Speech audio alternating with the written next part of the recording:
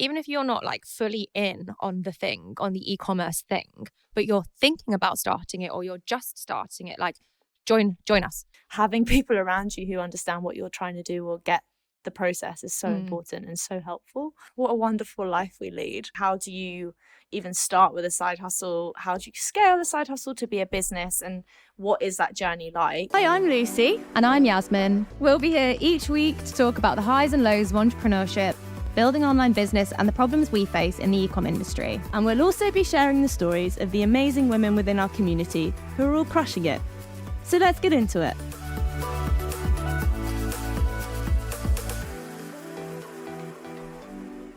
Okay, I went from Thailand to Bali so that I could have a week of like Eat, Pray, Love. Love that. Before I get back to Hong Kong. Eat, Pray, Love podcast. Eat, Pray, Love podcast. And so, talking of which, here we are. We're here again. I'm honestly everyone's really... mics on. Yeah. Oh my god. Everyone's mic cameras are checked. okay. Recordings. Recording. Yeah. Wi-Fi. VPNs off. Let me just double. Yeah, no VPNs. We should write Dick a checklist. mic Actually, here. You'd have thought after over 20 episodes we'd have had that sorted, but here we are. Do you know what? Unsorted. We are who we are. Like, it's okay. As always, fun one to start with. Where are you in the world? 'Cause you're like, we're both like ping ponging round at the moment. I feel like I've joked. I've been doing like a UK tour, because I was in London. Obviously, I was in Chiswick for our event, and then which so fun. Amazing, by the way. Yeah, we'll come on to that because So honestly, jealous. I feel like it needs like its own moment. It was so good. But yeah, I was in Chiswick. Then I was in like staying at my friends in like South London, and then I went to Babington House, which is in like Somerset. That looked incredible. Oh my god, so nice. I was like, I want to book that for some sort of occasion. Do it. Whenever You I know, my grace the UK with dream. my presence. My dream would be to do an Ecomm Girls Club event there, Yeah. because it's part of Soho House. So like, and that's where we did our last, obviously the event on Tuesday. So and it's where we it's more did than dinner in feasible. Hong Kong as well. Yeah, we should so get further discounted rates from Soho House at this point. Well, we'll put it on the vision board for 2025. Hey? Yeah, that's actually a really good thing to do. Let's do that. We should have an Ecomm Girls Club vision board. We actually should. really should. Well, we've got our strategy. We're going to do our strategy thing in January, aren't we? So we'll do it then. We'll do it then. But anyway, to answer your question, I'm now in Spain at my mum's house. I'm currently like obviously my laptop's on the table and there's like a log burner in the corner and it's like the Christmas trees are so festive. So yeah, I'm in my element. Loving life. Love And that I'm here for you. until Love well, that. the foreseeable, really. Delightful. How about you? Obviously, you're in Bali. I'm in Bali. I've also been on somewhat of a little tour. I was in Thailand last week in at a music festival, which is my That Christmas, looks so literally my fun. favourite. Yeah, it's one of my favourite events of the year. Yasmine, I don't know whether you'd like it, but Not a 5-day. Do you know, like, I had Glastonbury tickets last year and I forgave them. Like, I'm that kind of person. Yeah. I've got them this year, but I'm going on the. Have you? So to clarify, Thailand festival. There's no camping involved. You stay on a lovely resort, so it's great. With a pool So you have and, a bed. Yeah. And there's no camping involved for me. I probably could do that for like a day. Glastonbury, I've also got tickets, but I'll be completely honest. I was like, not because I don't want to go. I'm really, really excited about it, and it's like a once in a lifetime thing. I think like you tick it off, right? And I really want to go now. But I was really struggling with the concept of people putting plans into my diary for the second half of next year, or like June next year when we haven't even finished this year. I just hate having like that's weird. That's weird. Restricting my. Because you have weddings and stuff, which I understand, but I just was really struggling with like my friends being like, we're doing this and this and this. And I'm like, hang on, what about what I want to do? Or like, which is such a first world problem because obviously like, oh no, I have to go to Glastonbury. Great thing to do. But you know what I mean? I just struggle sometimes with like forward planning so much because it's like, what if something else comes up or, you know? Also, that's just a really long time. Like, it's really also long difficult time. to get excited about that, like things that are that far in the future. Especially when you're like exhausted from the current year. I think that was probably more of it. I really don't plan beyond. I mean, I do not even plan up to 6 months. I really don't, unless it's like big life stuff where I'm like, I would kind of like weddings, that to happen right? by that That's pretty point, much it. or that. Attending weddings is probably the only thing that. Oh right, yeah. I was just gonna say like unless it's like big life events where I'm like, Yeah. I'd kind of like that's happened by that point, or this happened by that point. Like, otherwise, I'm just kind of whatever. Let's go with the flow. I actually don't have any weddings next year. I don't really. 2, 3. I feel like my friend Jen, she has a wedding like every single month next year, which is wild. Do you know what? It's so expensive to go to weddings as well. I mean, I love celebrating my friends, obviously, but especially if you live abroad, and that is my own fault, obviously, but it's just like a lot when you add up. Still hard though. Yeah. I mean, agreed. Yeah. So, but to round up that one, I was in Thailand at a music festival and had an amazing time, and now I'm in Bali for some festival recovery before I head back to Hong Kong on Christmas, actually, this year, which will be lovely. On Christmas Day? Late on Christmas Day. Yeah, I'm flying back really, really late. So I'll have Christmas Day here, and then I'll be in Hong Kong for Boxing Day and beyond. Oh, nice. So what are you doing on Christmas Day then? What's your plan? I'm going to a spa with some of my friends out here. There's a really nice, like, it's called the Astana. It's a beautiful, like, recovery wellness spa, ice baths, all that kind of stuff. So nice. And then, so we're doing that in the day. So amazing. all is good. How fun. Yeah. But I think we should give some airtime to our final event of the year. Yasmine, take it away. Our final event of the year, the I'm so proud Ecomm of you, Girls by the way. For Thanks. once running the event by yourself, because I know you don't. You always say you're bad at it, which you're not, but appreciate that. And 2, speaking publicly. Yeah, thanks. I was so nervous for that, but the event in itself was just such a hit. Like, we had the best time. It actually came together really easily, and to be honest, it was easy because so many of the girls in our community and who also came to the event helped me with it. Like, we had Holly Brooke and Ellie Carlisle on the panel as well. And then Holly's friend Aisha did the hosting, and all of our like products in the goodie bags were gifted from girls within the community. Just like, it was all just so effortless for me because I felt like I had a team helping me with it. It wasn't like I was just organizing an event on my own. So that's why it went off so smoothly, I think. So that was great. And then the panel itself, honestly, like, I don't really know what I was so worried about, because at the end of the day, you sit there and you look out and it's like a table of 20 girls. Yeah. And it's, but so this is what the girls were saying to me before the panel, because I was just saying to everyone, I was like, I'm so fucking nervous to do this panel. And they were like, you do it on the podcast all the time. I'm like, slightly different, because it's just you and me, Luce, chatting. No one's watching me. Like, I can say what I want because I feel like no one's listening to me. You forget it's going to go out. Yeah, you forget people actually listen. And so, but when you're in real life and you've got eyes on you, my heart rate goes through the roof. But yeah, I don't know. It was just really chill. We sat down. As soon as I got talking, I was like, actually, this is really easy. And so my goal for next year is to do more panel events, because I don't want to now I've kind of conquered a bit of the fear. I want to build on that. And so I want it to become completely non-scary for me. Yeah. I mean, that's a great goal. And I would say I do, one of my jobs. You do loads. Is you're so good at with it. a microphone. But I would also say I find it easier to do events with hundreds of people or thousands in the case. I find it way easier than doing a room of 20. Easier every time. Really? I would always take, if you gave me the choice of 2, I would always take a conference arena filled with hundreds of people rather than a room of 10. I was more nervous running a content workshop than I was presenting a 20,000 person event, for example, over a weekend, not all at once. Oh my God. Do you think that's because it feels more concentrated when you're in a smaller room and you feel like people can pick you apart a bit more? Yeah, I feel like you can feel all the eyes on you, whereas if it's hundreds of people, normally if it's on a stage and there's a lighting rig, you can't even see anyone's face. Yeah, you can just see the it's teleprompter. Kind of like a blur. Yeah, so it's a different. I get that. So I would say actually you've conquered what I would consider one of the hardest things, which is being in a really intimate room, especially with Ecomm Girls Club. We obviously love doing it, but it's also our names above the door, so it's added pressure, right? But no. Amazing for conquering your fear. Yeah, I think so. I always forget to introduce myself and introduce the room. And so I get halfway through the night and I'm like, do people even know, does anybody, not do they know who I am, but I'm Yasmine, do people know that I'm Yasmine? Yeah. I'm just there for a good time. Like, great. By the way, this is actually my organisation, but in case you didn't realise, I don't want to tell anyone that though. yeah. No, but it did look epic, and you smashed it. And how good was the video and the content? That was we love content, as any business owner knows. Very important. Do you know what I would say as well?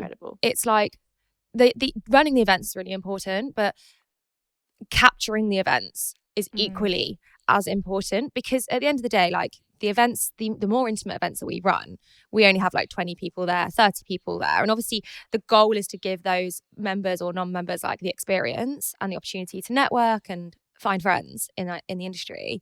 But like we also want to do that for loads more people. And so 30 people is a great turnout, but capturing really effective content can increase our outreach and reach to hopefully like thousands of people. Like the reel we put up's already got like 3,000 views. So I do think I don't know, that's something I've learned from doing these events, and it's applicable to like if you have a brand as well, or even an agency, even when you're running these events, like make sure you've got a really good photographer. I think that's where we've in the past where we ran events, we've done events where we haven't taken a single get any picture. content. Literally, and it's like at the same time, like that's a testament to like how much fun Yaz and I have at these events that we don't even think about it. But we are also super lucky. Like in Hong Kong, the wonderful Claudia, one of my friends who's a member, always brings her camera, which is like 10 out of 10. That's so great. Yeah, so when we did the supper club, she took all those beautiful pictures, but it is just like you forget about it because you're having such a good time. But it's also nice for us to look back on.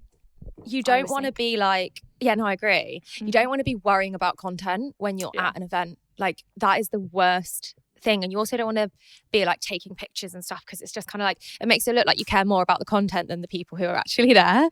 So you can't be doing that. So you just pay, like I think it literally Suraj cost us like a couple £100. He was amazing, but the content was amazing. My God, it's incredible. We've tagged him in all of the content if you need like an event photographer. So the event was fab. I also, last thing on that is like I always think when you run these events that you can tell who in the room has like a content heavy or a business that like a brand or agency or service, because they'll take all the pictures for you because they know how much you need like the videos. Like when I did the content workshop, they all had their phones up because they were like and sending me stuff after. I was like, thank you so much. Like, that's so good. helpful. Yes. Do you know, I actually attempted to do a reel, like a day in the life, but I was thinking of changing it to get ready with me, but obviously it's not a fashion get ready with me, it's a get ready with me for the event.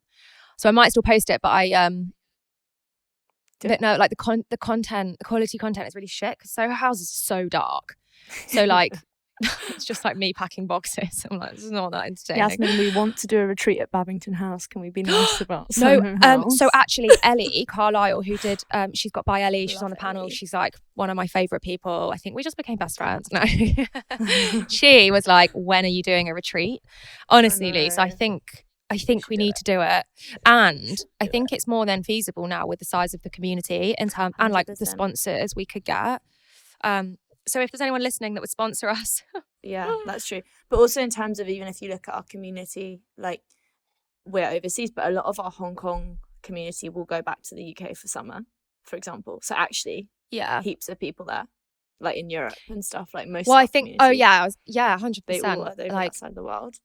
I think doing it in like Ibiza or like Mallorca or somewhere easy to get to, but also just like chill. Not too crazy. Indeed. So that's going to be part of our vision board for 2025. Stay tuned, everybody. Watch this space. For Lucy and Yasmine's genius ideas that. No, but they actually like so many of our ideas. We actually do. Like we actually make them happen. It's just it's wonderful. What a wonderful life we lead. Anyway, moving on. By the way, we're still like 100% non-for-profit, and we're also completely delulu. We love it. We're so delulu. We're like, let's do this and this and this. It's like, where are we gonna get the money from, guys?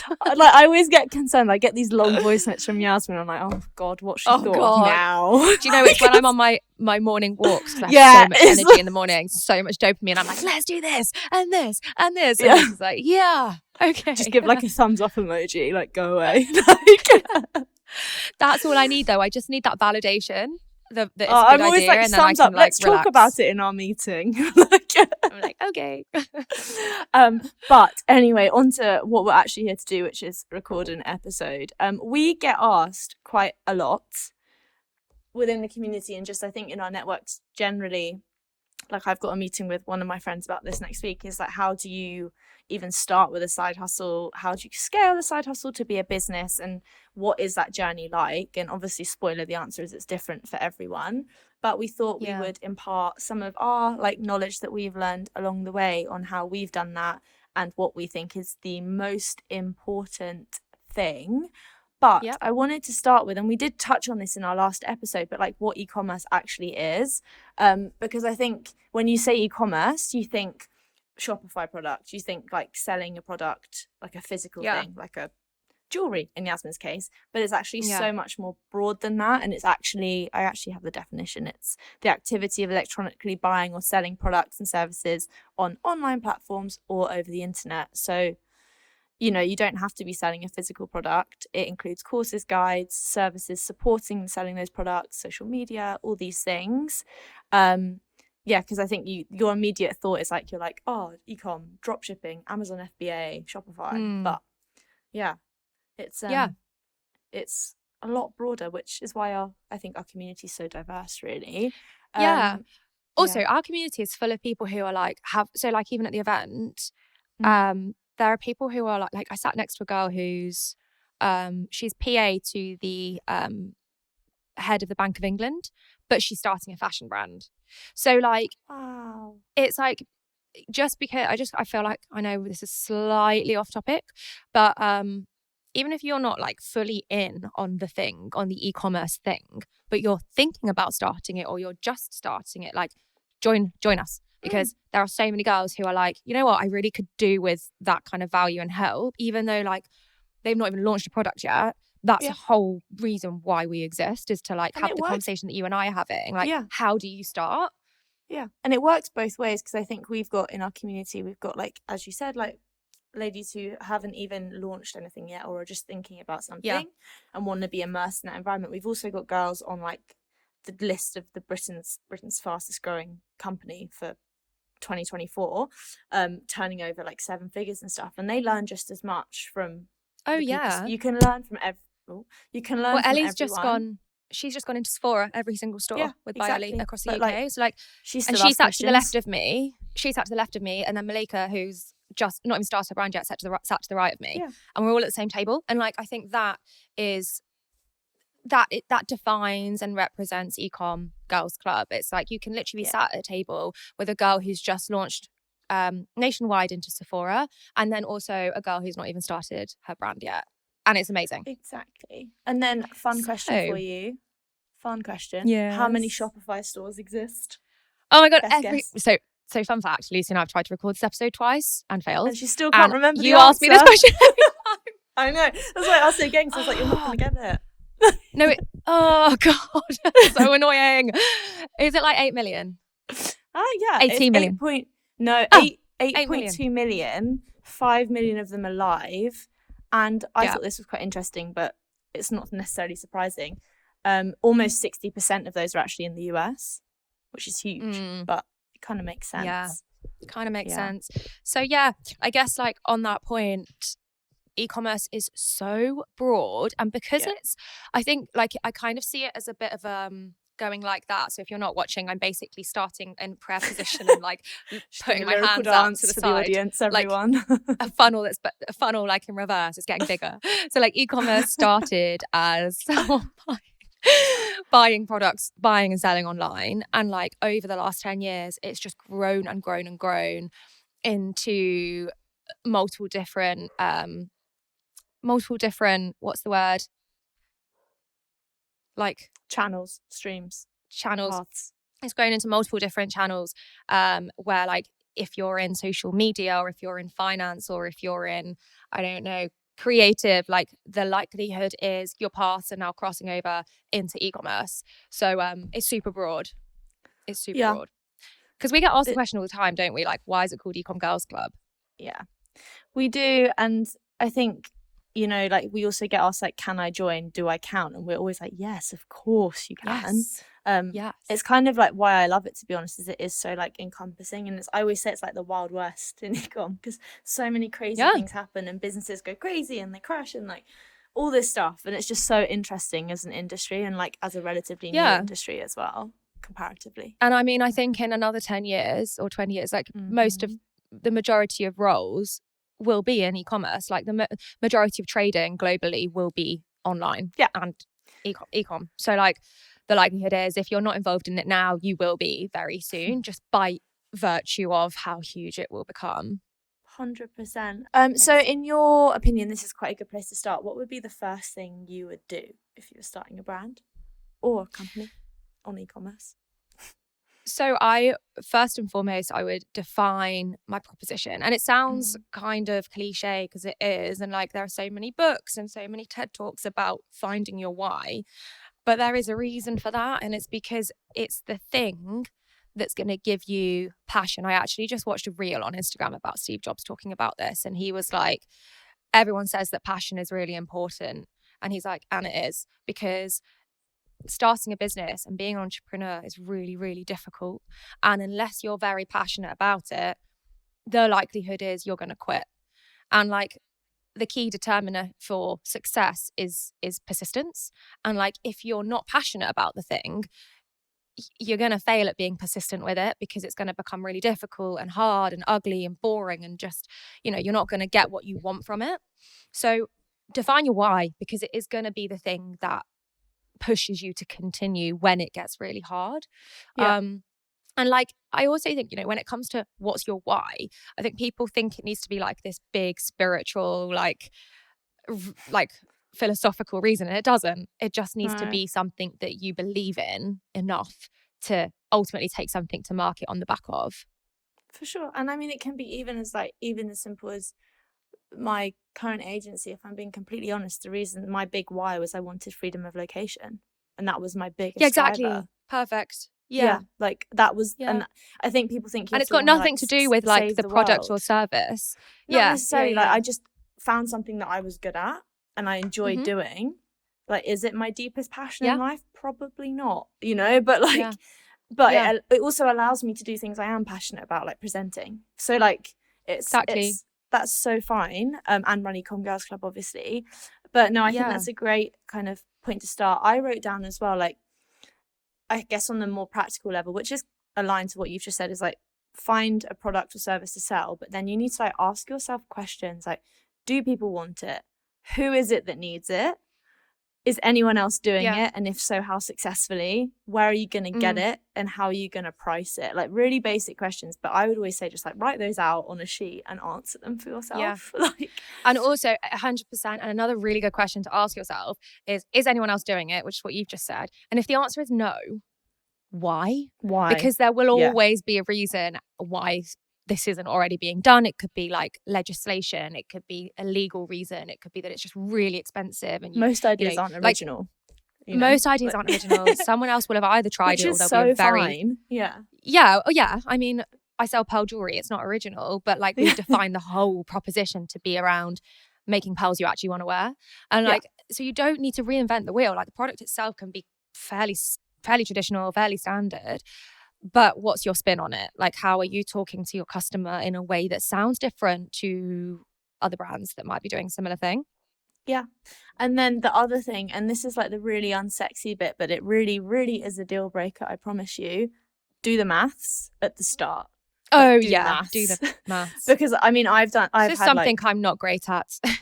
No, neither. And like, but you learn the hard way, like do the maths and just understand that everything you do, this sounds negative, but it's just honesty. Like everything will cost more than you think it will, and everything will take longer than you think it will. Like it's just always the way, right? So I'm always like, it's one of the first things I say to people when they're like, I've got this idea, like I'm gonna do this, that, and the other brand, and I'm like, okay, but run the numbers and work out what it's actually going to cost you. Will you make a profit? How much?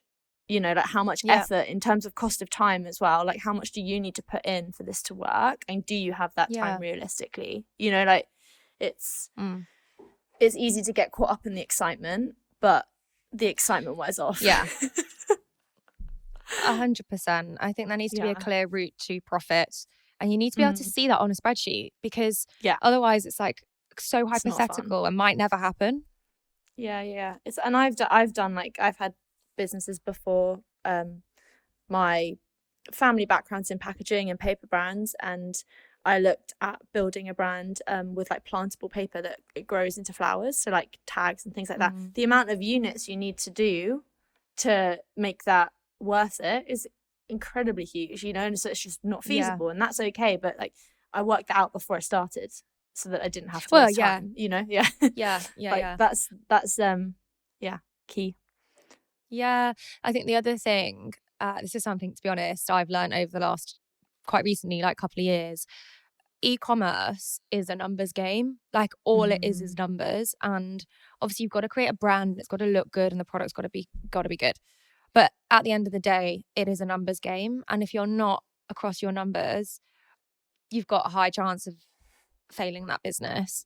So you've really got to understand the metrics, and I think this is something that I didn't really understand. I thought you could just launch a product, people would buy it because it's cool and like it looks good or it fits well or other people are wearing it.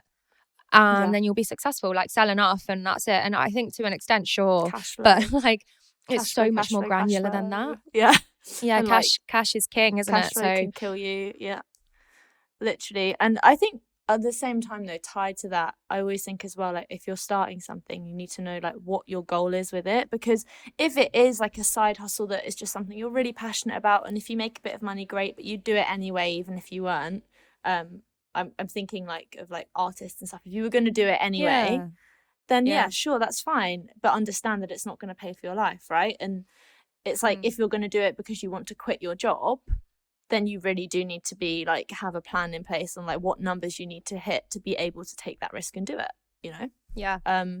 So I think just knowing exactly what you want from it as well is really important, and that can change over time, of course. But yeah, it's just important to like answer your own questions before you start answering like customer questions, basically. Yeah, I agree.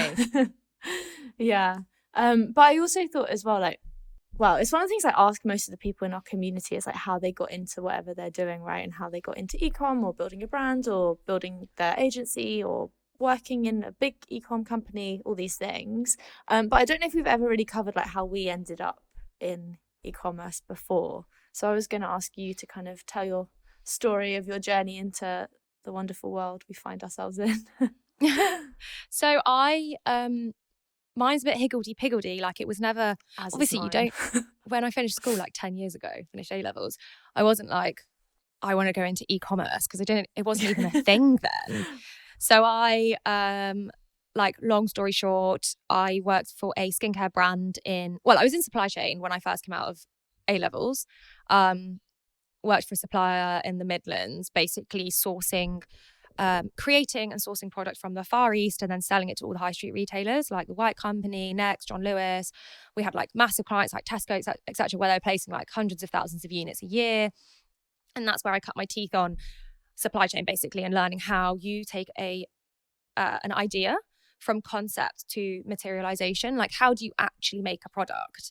And that was really cool, because I was like, it's the first time I actually saw a product I'd been involved with stacked on shelves, like IRL. So that was really cool.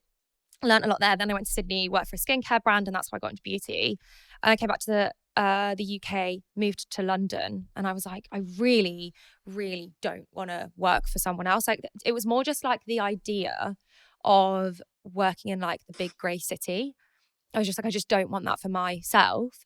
So I started Elementary instead, which was my first agency. And I was like 22 at the time. And I basically, the way I got into, we essentially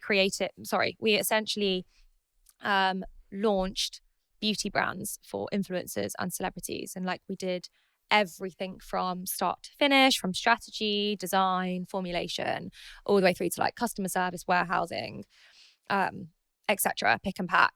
And so that is kind of how I got into e-commerce, but I didn't know I was in e-commerce because I was just like launching brands.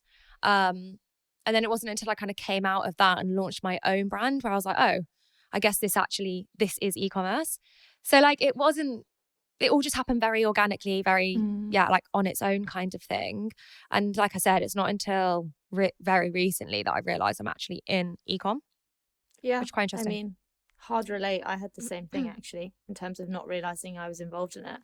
Yeah, I think it's going to be the case for like quite a lot of people. Like, oh, this is what I do now. Yeah, so yeah. Because What about you? Well, because I was like working in a very, very large bank in Hong Kong, but I'd always been someone who, even when I worked in the corporate world, I always had stuff on the side. Like I was always side hustling and like building things and just like seeing what worked, I guess. And at one point when I was in Hong Kong, I had a sourcing agency because, again, my family's background's in like paper brands and packaging, and I was next to China and learning Chinese. And I was like, well, surely like there's something to be done here, like broking sourcing deals and stuff. And so I didn't, that's e-commerce, but I didn't really realize at the time. But fast forward a few years, and I was actually locked in a hotel room for 2 weeks, hashtag COVID in Hong Kong, and joined Twitter because I was bored, obviously, because I was locked in a hotel room, and I started following loads of like founders and entrepreneurs and stuff, just because that's what I was always interested in, and came across someone who then became Matt, who's been on the podcast, who then actually ended up becoming my first client, because he put up a post asking for someone to help with his podcast at the time. And within banking, I'd been like a chief of staff, PA comms, very like organized. So I was like, that sounds fun. Like, get paid on the side just to do something different. And then a few weeks in, he was like, you're super organized. Can you help with like UGC for this brand I'm launching? I need someone to organize all the content systems for paid media. And I didn't even know what UGC was. I was like, sure. Okay. And then I'll give that a go. Yeah, literally. I was like, sure, I'll have a go. Sounds fun. So then I built this system for him, and then his paid media agency noticed, and they had brands, and they were like, hang on, what you're doing here, can you do this for us? And I was like, okay. So before I knew it, I was like running these systems and building systems and processes for paid media and curating UGC and dealing with creators for these brands. And I basically realized I had an agency, I just wasn't calling it one. And simultaneously, I had within my network in Hong Kong, including people within actually the same bank who had businesses on the side that they needed someone to help run. Again, predominantly content, marketing, a bit of ops, and they were waiting for me to quit so that I could help them as well because of conflict of interest and stuff. So I kind of just ended up in this whole world because of a tweet I saw whilst I was locked in a hotel room. But it's worked out so well, and I met so many people, and actually that's the same kind of network of people that I met Yas through. So again, I was in it already, I just didn't know. But yeah. And I also think it's like, number one, just start. We say that a lot in Ecomm Girls Club because of the nature of like the type of girls and the stages that where they're at within the community. So like number one, just start, because it will always lead you on to something else naturally. But then also you've kind of got to be in it to win it. And what I mean by that is, if the more you put yourself in these situations, the more likely you are to come across opportunities that align with your 100%. vision or your goals, because you've actively put yourself there. And like my favorite quote, I've definitely said this before, I think it was one of the first real clips we ever had actually, is luck is what happens when preparation meets opportunity. And it's something I live by. And it's like why Ecomm Girls Club serves both of us so well, and also all the girls in it so well. Like I've won a client, probably my most exciting client, to be honest, that is definitely going to change the course of my career over the next 5 years, which is wild to think. And I met her through Ecomm Girls Club. Like, how insane is that? So just put yourself out there. You have to, and it'll come to you. And I also think that, like, don't you think you hear that all the time? People are like, oh, nothing's just going to come to you. And it's like, no, but it meets you halfway. Yeah, if you put yourself in the right situation and room and stuff. And I also think as well, like, you've got to back yourself a bit. Like, I'd worked a lot. I'd worked for startups as well, to be fair, but mainly in the corporate world. But a lot of those skills are so transferable, and people need them in startups as well, because you're like trained in a different way. And I also like think just if an opportunity presents itself, and I always think, am I going to have fun? Am I going to learn something new? Am I going to meet interesting people? And if those boxes are ticked and I can do it, then and funnily enough, I remember it was the day I met Yasmine actually, but testament to this, I remember walking into the Soho House where Matt was with Yasmine's partner, Jim. And Jim said to me, he was like, "Oh, are you that UGC girl from Hong Kong?" And I was like, "Yes, I am." Are you that UGC girl from Hong Kong? Yeah, That because sounds like a the agency, that UGC girl. That's quite looks like an Instagram handle. Because Matt had obviously said I was running his, you know, and I was just like, see, people, you like put yourself out there and things come to you. Yeah, 100%. But that's how I got into it. Okay, so the other thing I thought would be quite fun to do is like quick tips that you would give, like just quick fire tips like that you'd give someone. Just Start is one of the ones I've got on there actually. Yeah, Just Start. Because nobody also, sorry, Yas, nobody likes the first version of the thing they did. Yeah. I mean, it's hilarious. Sasha and I on Cloth Project, we laugh butts all the time. So you should have seen the first cloth bag sample that we ever had. Oh my God. So firstly, it was blue, like cobalt blue. That was going to be our colour. And it arrived. And it was hilarious. Like, I wonder if we can put a picture on screen. Maybe not. But anyway, like, obviously we didn't run with it in the end. But this is something I talked about on the panel, is progress over perfection. Every single day of the week. Like number one rule is be stubborn on the vision but flexible on the detail, because the more stubborn you are on the detail, the longer it's going to take you to start getting that feedback loop from your actual customers based on a product that you've taken to market, and therefore the longer it takes to start implementing that data back into the product development or the brand or the business. And I think where a lot of people go wrong, and where I've certainly gone wrong in the past, is to painstake over product and aim for perfection pre-launch. The reality is it slows you down, and what might be perfection in your eyes may not be perfection in the eyes of your customer. So you could be spending an awful lot of time and money on something that actually won't exist 6 months post-launch. Yeah, exactly. I think, and that's actually one of the tips that I've got down here. But first of all, I just want to also give a shout out to the first Ecomm Girls Club logo, which was hideous. Hideous? Rude. It's very big. This is the first time Lucy's ever told me she thought it was hideous. Okay, I'll take that back. It wasn't hideous. It was just pink. It was just no, I don't care. It wasn't hideous. It was just like, it's just compared to our lovely branding. Our lovely branding we have now. Basically, I love our branding now, which is all Yas who did all of that. Thank you. So I think and people compliment it all the time. Do they? So to me, and excellent. I'm like, I had no part in this. But no, the branding's pretty nice now. It's good. I think, but that's a perfect example, isn't it? Like, the branding, realistically, like, we changed that logo within 6 weeks, 7 weeks, but we didn't wait to get the logo perfect. We didn't spend any money on it. I did it on Canva. We didn't wait to do all of that and make those decisions before just launching Ecomm Girls Club. We were just like, it doesn't really matter. Like, a logo is a logo. And Grace Beverly actually put something on her Instagram the other day about logos, and she said, don't spend a load of money with graphic designers or design agencies doing your logo. Just do it on Canva. And then once you have more money, if you really want to, you can go back and spend money on a design agency to improve and elevate. But pre-launch, or even in the first year of launch, just do it yourself. So many brands that exist on the market, the logo was made on Canva. Like Huel, that logo they made on Canva, and it's still the same logo today. 100%. Cloth Project. I know, I'm not a global brand, but I made that on Canva. Do you know what I mean? It's just like, just do it. If it looks good, go run with it. 100%. And I think you touched on a point that was also really important, which is one of the tips I had down here as well, is don't assume. Don't assume you know what your customer wants. You have to like launch and adapt. Like, you might think you're going to be like a t-shirt brand, but actually you release a bag and everyone loves the bag. Yeah. So like, don't then be like, no, we have to be a t-shirt brand. Like, go where the money's going and what your customers want, and they will tell you. Like, you know, that I think is exactly like data. That is exactly what I was saying. Like, be stubborn on the vision but flexible on the detail. Like, the vision might be to make a global brand. The detail is, what product are we going to launch next? And be flexible on it.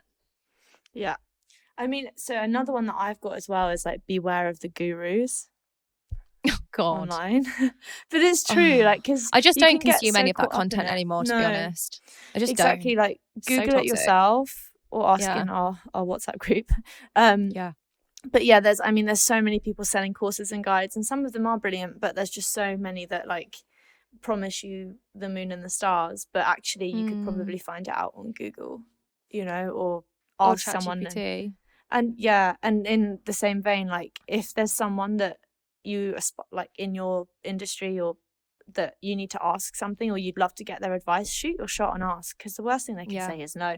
Do it tactfully, but like shoot your shot, like if there's an expert on it, ask them. They might not reply, but at least you've asked or tried to ask. 100%. I agree. And also, the majority of skills in life do not require investment of £1,000 to £2,000. Like, to be honest, even uni degrees, unless you're wanting to become a doctor or a lawyer, like, why are you spending thousands of pounds on courses that you can literally just learn on YouTube, or better yet, just do yourself? Like, learn, pick it up, open an ad account, run a few ads, like do it all anonymously. You don't talk about it. You can just test in the background and see if anything works. And the best, I think, to be honest, when it comes to e-commerce, because it's such a new industry, there's actually not loads and loads of data yet. And so the best way to learn is just to do it yourself, because you'll probably find new information that people can't teach you. 100%. And then I think I had 2 more on my little list. One was find a community, and that's not just to plug our community, but having people around you who understand what you're trying to do or get the process is so important and so helpful, to have people who can relate to like the problems you're having or the worries or whatever. Yeah, I agree. Yeah, 100%. Just for that kind of like comfort factor as well, and combating loneliness, which is one of our like key missions. Yes, just to have someone or a group of people that you feel you can go to for support, even just like moral support, is really important on the down days. I mean, it's literally why we also do the podcast, is because we were having these conversations ourselves when we were like stressing out. I mean, those are some. Sorry. Have you curled your hair? Sorry, getting distracted once more. I blow dried it. Sorry. Nice. It's just I've got like, I don't even know what you call this. It's okay. Carry on. No, the last one I was gonna say is comparison's the thief of joy, which is a classic and everyone says it, but it is so true, because especially when you're scrolling through people and like it seems like everyone's doing amazingly, but like they could be making like 5 million and not even making a profit. You don't know. And just don't compare your day 1 to someone else's day 1,000. No, like, and everyone's like trajectory is different, so I think it can be really like hard sometimes if you're like not having a great time and it seems like everyone else's businesses are doing amazingly, but that's never normally the full story.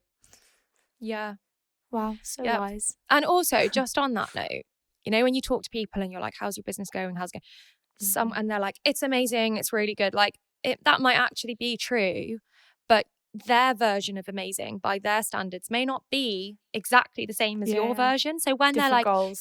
It's amazing, they might be doing numbers that you look at and you're like, I mean, they're good, but then I wouldn't say they're amazing. So I think that's just something to be hyper aware of. That's something I've learned as well. It's like, just because people say it's going really, really well and they're smashing it, by their standards they may be, but by your standards it might just not be the case.